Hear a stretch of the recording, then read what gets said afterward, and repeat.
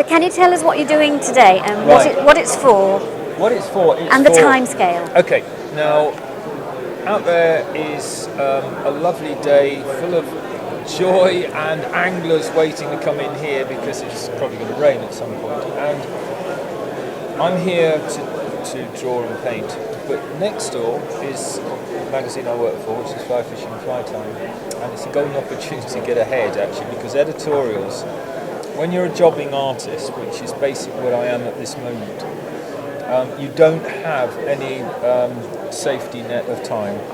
You know, it's all got to be done. If an editor says, we've got a deadline tomorrow morning at 9:30, it's no good saying, well, sorry, you can have it on Tuesday. It's not going to happen. So I'm taking this moment to be able to do one of the pictures of a fly that will go into the magazine, the next edition. Okay. And it's going to form part of a new series. And we're going to be featuring on the fly, the places where it's going to be fishing, the places where we fish it, the tactics and everything else, which I'll go out tomorrow and sketch. Brilliant. So, you know, this is the start of the process. So do you write the editorial for this Yes, series I do. as well? So Yeah. you're not It's only more- illustrating but also... Yeah, it's more Yeah. annotation rather than Okay. anything else. I mean, I do love to write and written Yeah. books, but that's another side. I mean, you hear, Yeah. you know, you've got to say, well, words fail, see picture, or vice versa. Do you think it's important to collaborate with other people, or do you feel now that you are You know what, self-critical I don't. enough? I don't, because it's going to sound awful. And there's no way of dressing up. You want the truth in this. There's no point saying, well, you know what, I love to do it. I don't like the talk of artists. I don't like people that endlessly talk about this style, that style. Get out there and go and do it. You know, where you learn your craft is here. I'm being wholly disingenuous. The uneducated eye will look at a picture and say, these are all anglers looking at pictures of fish. Now, if you can't sell them that, you're not going to be able to sell it to anyone. So you hang and fall by your own abilities here. And I think that's a harder taskmaster than anything. And so the answer to your question is, I don't fraternise with others so much. I like to have a chat with one or two people I really like. But as to influence, I'm more influenced by the past than I am the current. Yes. You know, my gods have been the American watercolourists. Sargent's work I love, Ogden Peisner's work I loved, Renison I love, and a few others, but most of them are gone now. And I'm really not enjoying the acrylic war path led by the Americans with their fish at the moment. I just find it all very odd, but that's me. You're a craftsman. You know your tools. You know your trade. Now get cracking. Yeah. You haven't got time for any of this nonsense of artistic, you know, oh darn, I can't possibly work today in these conditions. You know, you're a tradesman. Yeah. You know, get cracking. You know what you've got to do. Get on with it. Right, come on then, get cracking. I thought you might say that. Of course, I'm going to start dancing into that area of art which most people literally hate to do, which is one, a straight line, and two, doing metal. Both of which tend to strike terror in most people's hearts. So do you work on more than one thing at the time so you can just do that, or do you just restrain yourself? Restrain. Restrained. I will only do one project at a time because being a man, I was dedicated not to multitasking. You understand?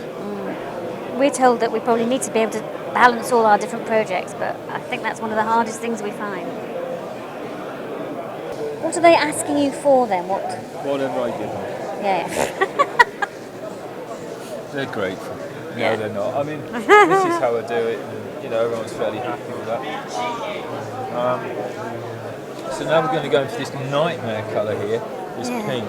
It's such a natural colour, isn't it? Yeah. What do you do? Do you send the stuff over the wire to them, or do you actually send them I original? send it as artwork because they've got to scan this. So they basically take your artwork and scan it, and they do everything they need at their end. And is that usual, do you think? Yes. Yeah. one of the worst things that you have as an artist is placing yourself in other people's hands. Because everyone assumes that this stuff marches onto the page, paints and draws itself, and you can survive on nothing more than oxygen. Do you think it's important that you're painting a passion anyway? Yeah, I think you've got to want to do it. And the fact you're painting a subject about which you're also passionate, is that I think that of helping? helps. Yeah. I really do. I think it does help. Wouldn't it be? I mean, and also you bring a degree of authenticity to it. Is that some advice you'd give then to people starting out? Yeah, I tried to do a portrait. Somebody asked me to do a portrait. Everyone wants a portrait, but what they don't tell you is they don't want the truth.